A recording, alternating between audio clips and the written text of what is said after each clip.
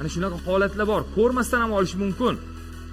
Narx qarang va siz imkoniyatni qo'ldan boy berish kerak emas. Bo'ldi, biz davom etamiz.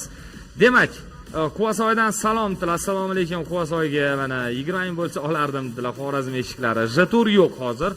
Demak, navbatdagi avtomobilimizda qaysi avtomobil ekanligini aytmasdan turib o'zim e'lon qilaman.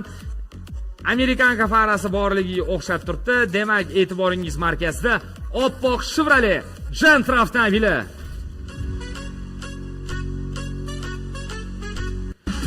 Yo'q, Bastion ham yo'q. Cobalt chiqsam so'qilinglar, yonib ketsalari ham dedilar.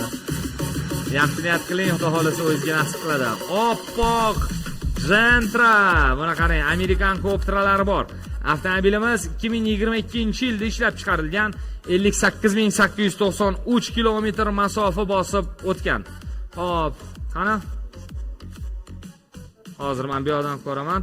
Demak, avtomobilimiz hozir safoli 58893 kilometr masofa bosib o'tgan, avtomat korobka, benzinda, holati a'lo darajada. Xo'sh.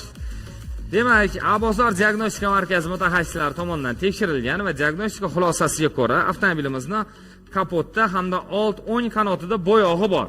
Bo'ldi, mana shu